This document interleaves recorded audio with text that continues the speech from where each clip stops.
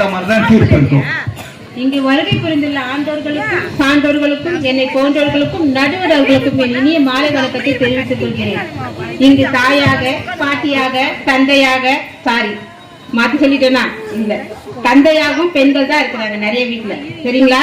தாயாக, தந்தையாக, சகோதரியாக, தோழியாக, இது மட்டுமல்ல, விளையாட்டு துறையிலிருந்து விண்வெளி துறை வரை சாதித்துக் கொண்டிருக்கும் எங்கள் பெண்களுக்கு இனிய மகளிர் தின நல்வாழ்த்துக்கள்.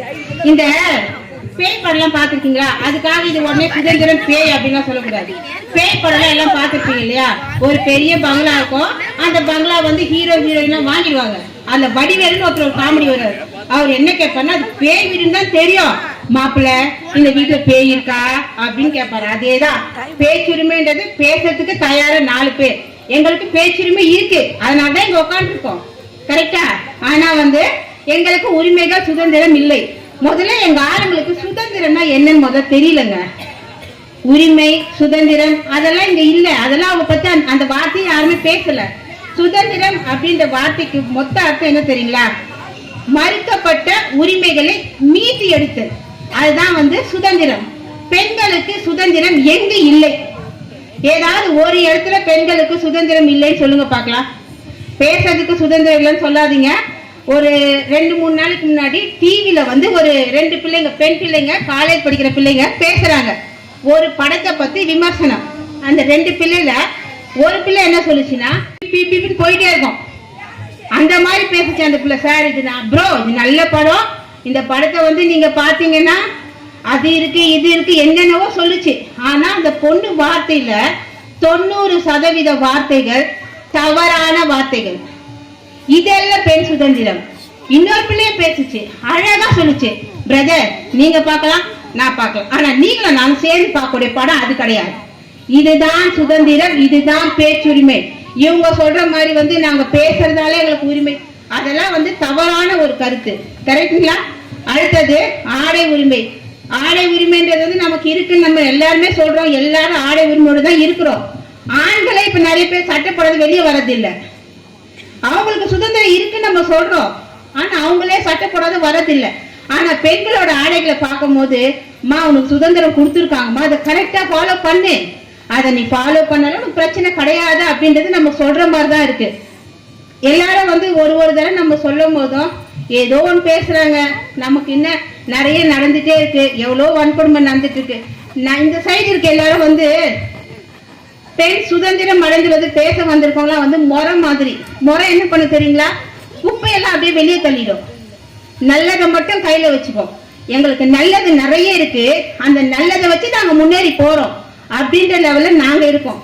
இங்க இருக்கவங்களாம் வந்து மாவு ஜல்லாட, மாவு மொத்தம் கொட்டிடுவாங்க, நல்ல இடத்தெல்லாம் கீழே கொட்டிட்டு குப்பையை மட்டும் மேல வச்சுன்னு, அதுவும் பூத கண்ணாடி வச்சு, ஐயோ இவ்வளவு பெருசா அங்கெல்லாம் போவாதே, டாக்டர் படிச்சுன்னா அந்த மாதிரி. நீ டாக்டருக்கு படி, களவும் கற்று பாரு, எல்லாத்தையும் கத்துக்கோ, கொலை பண்ண கூட கத்துக்கோ, தப்பு கிடையாது. தேவைன்னா பயன்படுத்து, உனக்கு ஆபத்து வருதுன்னா அதை நீ பயன்படுத்தணும், அதுதான் உரிமை, அதுதான் சுதந்திரம். ஐயா சொன்னார் வந்த உடனே. ஆனா எனக்கு ஒரு என்ன சொல்றது, ரொம்ப வேதனையான ஒரு பாட்டு கேட்டேன். எந்த குழந்தையும் நல்ல குழந்தை தான் மண்ணில் பிறக்கையிலே, அது நல்லவனாவதும் தீயவனாவதும் அன்னை வளர்ப்பினிலே. இத கேட்கும் போது எனக்கு ரொம்ப கோவம் வந்தது. முதல் முறை கேட்கும் போது, ஏன் அன்னைக்கு ஏன் அந்த பொறுப்பை தர, ஏன் ஆம்பளைங்க சும்மா தானே இருக்கிறாங்க, அவங்களுக்கும் கூட அப்படின்னு தோணுச்சு.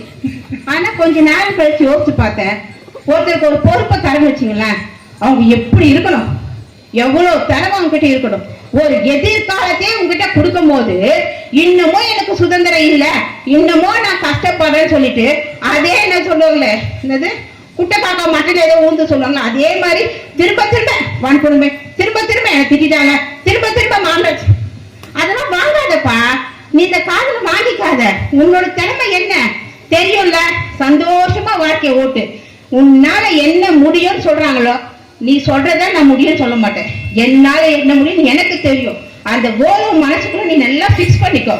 நான் வந்து கல்யாணம் ஆகி வரும்போது நான் வெறும் DTEd, diploma in teacher education படிச்சுட்டு தான் வந்தேன். இப்போ நான் பண்ணிட்டு இருந்தேன் பிஹெச்டி, பிஏ பிஎட் முடிச்சு எம்ஏ எம்எட் முடிச்சுட்டு PhD பண்ணிட்டு இருக்கேன். இத ஐயோ நான் படிச்சுட்டேன் பெருமைக்காக சொல்ல வரல. பெண்களுக்கு உரிமையும் சுதந்திரமும் ஆண்கள் கொடுக்க மாட்டாங்க. உனக்கு வேணும்னா நீ கேட்க கூட தேவையில்லை, உனக்கு ஆல்ரெடி கொடுத்துட்டாங்கப்பா. நீ அதுதான் நீ வச்சு வாழ தெரியல நமக்கு. திரும்ப திரும்ப நம்ம போயிட்டு வீட்டுல மாமியார் பிரச்சனை அம்மா கிட்ட போய் சொல்லுவோம் இல்லையா, அதே மாதிரி 4 இடத்துல கூடுற இடத்துல எங்களுக்கு சுதந்திரம் கிடைக்கலப்பா, நாங்க என்னப்பா பண்றது அப்படியே புலம்பிட்டே இருக்கோமா. கடைசியில என்ன ஆகுதுன்னா நாங்க இங்க தெளிவா உட்காந்துருக்கோம் பாருங்க, ஒருவேளை நமக்கு தான் சுதந்திரம் கிடைக்கலையோ, நம்ம தான் மென்டல் ஆயிட்டோமோ அப்படின்னு நினைச்சு எங்களை நாங்களே தாட்டி உக்காந்துட்டோம். இதுதான் இப்ப இவங்களோட முதல் டார்கெட்டே அதுதான் போல இருக்கு. நீங்கெல்லாம் தெளிவா இருக்காதீங்க, நாங்க குழம்பு இருக்கிறோம், நீங்களும் குழம்புங்க நானும் குழம்புறேன், நடுவுற கொஞ்சம் குழப்பி விட்டுட்டு நாங்க சேஃப் ஆயிரும் அப்படின்னு அவங்க உட்காந்து இருக்காங்க. டாக்டர் முத்துலட்சுமி ரெட்டி இருக்காங்க சொல்றாங்க இல்லையா, அவங்க முதல் டாக்டர். அவங்க எவ்வளவு கஷ்டப்பட்டு படிச்சிருப்பாங்கன்னு யாருக்கா தெரியுமா?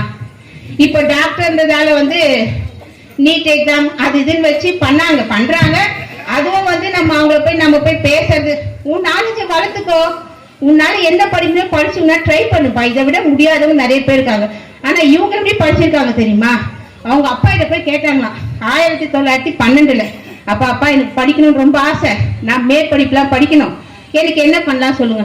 அவங்க அப்பா என்ன பண்ணாரா, போய் ராஜா கிட்ட போய் காட்டாரு. மாத்தாண்ட பைரவ தொண்டர் அவராண்ட போய் கேட்கும் போது அவர் என்ன சொன்னாரா, படி, ஆனா என்ன பிரச்சனைனா நடுவுல உட்கார வச்சிருவோம், 4 பக்கம் துணி கட்டிடும், ஆண்கள் முகத்தை பெண்கள் பார்க்க கூடாது. அந்த அம்மா அப்போ வீப்புக்குனால நீ என்ன சொல்றத, நாளா அப்படிலாம் படிக்க மாட்டேன்னு போயிருந்தாங்க. அவங்க நீ டாக்டர் இல்ல, அதுக்கப்புறம் பெண்களே டாக்டர் கிடையாது. அந்த அம்மா என்ன பண்ணாங்க, பொறுமை, பெண்களுக்கே உரியதான ஒரு குணம் பொறுமை. இவங்க சுதந்திரம் அடையல, நாங்க கோபம். பொறுமை நல்லது, பொறுமை கெட்டதுன்னு யாருமே சொல்ல மாட்டாங்க. பொறுமையா இருந்ததாலதான் முதல் டாக்டர் பட்டத்தை பெற்றவங்க அவங்கதான்.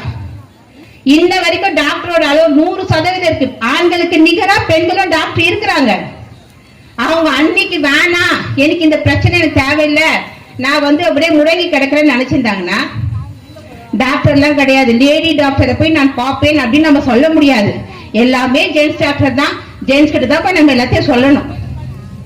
அடுத்தையான சுதந்திரம், இவங்க என்ன சுதந்திரம் நினைச்சிட்டு இருக்காங்கன்னு எங்களுக்கு தெரியல. எங்களை பொறுத்த வரைக்கும் நாங்க சந்தோஷமா சுதந்திரமான உலகத்துல வாழ்ந்துட்டு இருக்கோம். எங்களுக்கு யாரும் சுதந்திரத்தை கொடுக்கல. எங்களுக்கு என்ன தேவையோ அதை நாங்க எடுத்துட்டு நிம்மதியா இருந்துட்டு இருக்கோங்க. ஐயா, என்னை பேச வாய்ப்பளித்தமைக்கு நன்றி, வணக்கம்.